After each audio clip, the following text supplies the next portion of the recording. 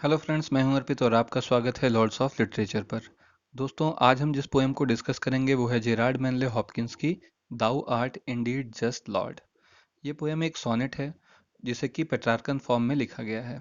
इसके writer Gerrard Manley Hopkins ने इसे अपने जीवन के अंतिम सालों में लिखा था, जब वो डबलिन यूनिवर्सिटी में क्लासिक्स के प्रोफेसर थे।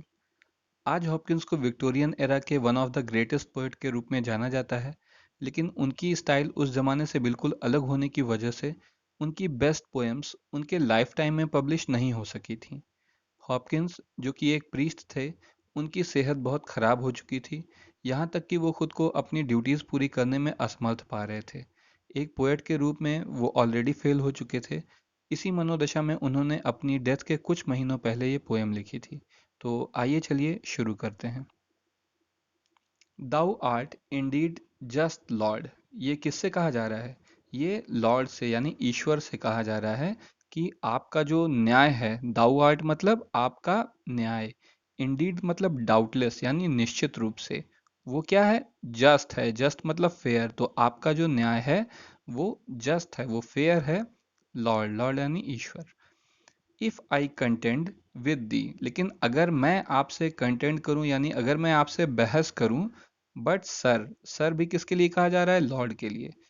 तो if I contend with the but sir, so what I plead is just, तो जो मैं कह रहा हूं, जो मेरे तर्क हैं, प्लीड मतलब तर्क, तो जो मेरे तर्क हैं या जो बात मैं कह रहा हूं वो भी जस्ट है यानी सही है। तो देखिए, यहाँ पर पहली दो लाइनों में ही दुविधा दिखाई दे रही है एक राइटर के मन की, कि आपका न्याय तो जस्ट है, आप जो करते हैं बिल्कुल ठीक करते हैं, लेकिन अगर मैं आपसे बहस करूं तो जो मैं कह रहा हूं वो भी सही है।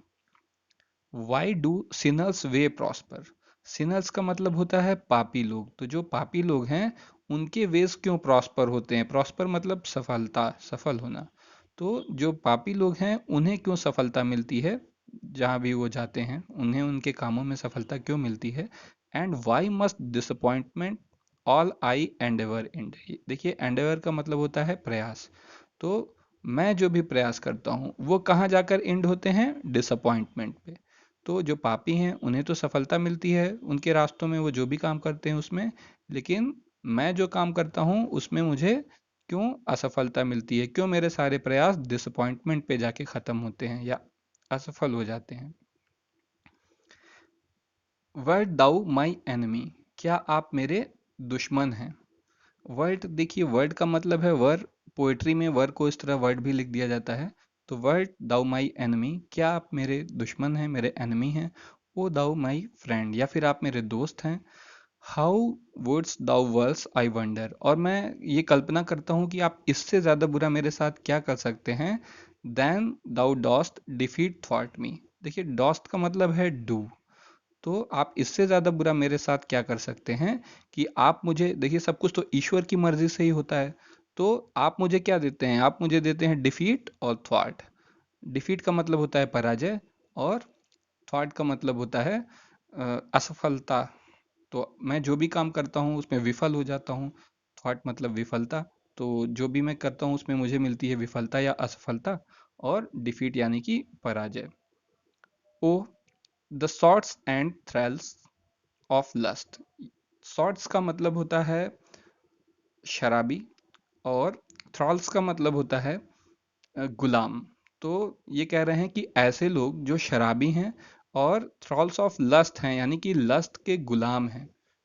लस्ट मतलब strong desire of having sex, तो ऐसे लोग जो कि शराबी हैं और जो लस्ट के गुलाम हैं, do in spare hours more thrive than I, वो भी अब इन सब कामों से जो है छोड़कर जब जो समय बचाते हैं उसमें जो भी काम करते हैं, तो वो मुझसे ज्यादा सफलता पाते हैं। Than I that spend sir life upon thy cause, देखिए हॉपकिंस जो थे वो एक प्रीस्ट थे, तो उनका तो सारा जीवन ही बीत रहा था ईश्वर के संदेश को लोगों तक पहुंचाने में। तो ये कह रहे हैं कि जो सिनर हैं, जो शराबी हैं, जो लस्ट के गुलाम हैं, उन्हें तो क्यों मुझसे ज़्यादा सफलता मिलती है, जबकि मैंने स्पेंड कर दिया है, खर्च कर दिया है, या एक तरह से बर्बाद कर दिया है अपना सारा जीवन। कहाँ पर? आपके काम में। दाई, दाई कॉज, आपके काम में मैंने अपना जीवन बर्बाद कर दिया है या खर्च कर दिया है। ये सर किसके लिए कहा जा रहा है? गॉड के लिए कहा जा रहा है। तो ये असहमत तो हैं गॉड से, बहुत निराश हैं, लेकिन रिस्पेक्ट इनकी कम नहीं हुई है। ये अभी भी उनके लिए रिस्पेक्टफुल वर्ड ही यूज़ कर रहे हैं, लेकिन इनकी निराशा आप यहाँ पर देख सकते हैं। एक तरह से उनके मन में ईश्वर के न्याय के प्रति भी सवाल उठ गया है कि ये सब जो आप कर रहे हैं, ऐसा आप क्यों कर रहे हैं या कैसे कर सकते हैं। तो जब इंसान बहुत ज़्यादा निराश होता है तो वो किसी दूसरी तरफ ध्यान लगाता है। तो अब ये क्या कर रहे हैं कि ये इस तरफ से हट के आगे के पोर्शन में ये नेचर की ओर जा रहे हैं, नेचर के बारे में सोच रहे हैं। कह रहे हैं देखिए, सी बैंक्स एंड ब्रेक्स। बैंक्स मतलब नदी के किनारे, और ब्रेक्स मतलब ऐसी जगह को ब्रेक्स बोलते हैं जो हरी भरी झाड़ियां हो, जहाँ पर या छोटे मोटे पौधे हों, ज़्यादा बड़े नहीं होने चाहिए। तो क्या कह रहे हैं, देखो सी बैंक्स एंड ब्रेक्स, इन बैंक्स को देखो, ब्रेक्स को देखो, ये अब क्या हो गए हैं, नाउ लीव्ड हाउ थिक, यानी अब ये कितने हरे भरे हो गए हैं। Laced they are again with fretty chervil, और वो एक लेस्ड का मतलब होता है सजाना। वो अब किससे सजे हुए हैं, एक बार फिर से किससे सजे हुए हैं, फ्रेटी चरविल से। Fretty chervil is a kind of wild plant. तो अब ये जो हरी भरी झाड़ियां हैं, ये एक बार फिर से फ्रेटी चरविल से सजी हुई हैं।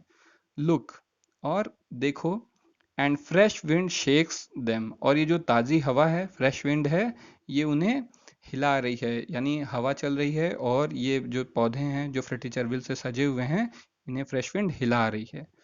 बर्ड बिल्ड, और जो पक्षी हैं, बर्ड्स हैं, वो भी कुछ बना रही हैं। बर्ड्स क्या बनाती हैं, घोंसला बनाती हैं। तो जो बर्ड्स हैं वो भी अपने घोंसले बना रही हैं। देखिए, ये पोयम मार्च के महीने में लिखी गई थी, जो कि स्प्रिंग सीजन होता है, और ये प्रोडक्टिविटी को रिप्रेजेंट करता है। तो इनका कहना है कि नेचर में जो कुछ भी है, चाहे वो प्लांट्स हों या फिर कोई बर्ड हो, ये सभी कुछ ना कुछ प्रोड्यूस कर रहे हैं। बट नॉट आई बिल्ड, लेकिन मैं कुछ नहीं बना रहा हूँ। नॉट बट स्ट्रेन, बल्कि केवल स्ट्रेन। स्ट्रेन मतलब होता है स्ट्रेस या टेंशन, तनाव। तो सब कुछ ना कुछ बना रहे हैं, लेकिन मैं कुछ नहीं बिल्ड कर रहा हूँ, मैं कुछ नहीं बना रहा हूँ, केवल स्ट्रेन जो है प्रोड्यूस कर रहा हूँ। यानी मेरे पास केवल स्ट्रेन है, मैं स्ट्रेन या तनाव बना रहा हूँ। टाइम्स यूनक, अभी अपने आप को कह रहे हैं टाइम्स यूनक। यूनक एक ऐसे इंसान को कहते हैं, a man who is castrated, यानी कि एक ऐसा व्यक्ति जो कुछ प्रोड्यूस ना कर सकता हो या नपुंसक हो। तो ये अपने आप को कह रहे हैं कि मैं टाइम्स यूनक हूँ, क्योंकि मैं कुछ भी प्रोड्यूस नहीं कर सकता हूँ। And not breed one work that wax mind, और मैं एक भी ऐसा काम नहीं कर पा रहा हूँ जो कि जिसकी कद्र हो इस दुनिया में, जिसको कहा जा सके कि ये अच्छा काम है। क्योंकि देखिए, कोई अच्छी पोएम नहीं लिख पा रहे हैं, ऐसा उनको लगता है। पोइट्री इनकी अच्छी नहीं है, और वो अपने प्रीस्ट वाले काम में भी बहुत अच्छा नहीं कर पा रहे हैं, अपनी बहुत ख़राब हेल्थ कंडीशन की वजह से। तो वो कह रहे हैं कि सब कुछ ना कुछ प्रोड्यूस कर रहा है, लेकिन मैं कुछ भी नहीं प्रोड्यूस कर पा रहा हूँ, मैं टाइम्स यूनक बन गया हूँ। ओ दाऊ लॉर्ड ऑफ लाइफ। तो देखिए, इतने भी खराब कंडीशन के बावजूद भी ये लॉर्ड ऑफ लाइफ किसको कह रहे हैं, मेरी जिंदगी के मालिक ईश्वर को कह रहे हैं। उनसे निवेदन कर रहे हैं कि O thou lord of life, send my roots rain, कि मेरी रूट्स जो हैं उनमें रेन भेजो। रेन का मतलब है इंस्पिरेशन। तो जिस तरह से पेड़ पौधों की जड़ों में जब पानी जाता है तो वो फलते फूलते हैं, तो ये कह रहे हैं कि ओ द लॉर्ड ऑफ लाइफ, हे मेरी ज़िंदगी के मालिक, सेंड माई रूट्स रेन, मेरी ज़िंदगी में, मेरी रूट्स में कुछ इंस्पिरेशन दो, जिससे कि मैं कुछ अच्छा प्रोड्यूस कर सकूं, कुछ अच्छा काम करने की मुझे प्रेरणा मिले। तो इसका मतलब अभी ईश्वर में उनका विश्वास बना हुआ है, और वो चाहते हैं कि ईश्वर उन्हें ऐसी इंस्पिरेशन दें जिससे कि वो कुछ अच्छा काम कर सकें। तो दोस्तों, उम्मीद है कि ये पोएम आपको ज़रूर पसंद आई होगी, और आपने अब तक ये चैनल भी सब्सक्राइब कर लिया होगा। अगर नहीं किया है तो अभी भी कर सकते हैं। आज के लिए बस इतना ही। Thank you.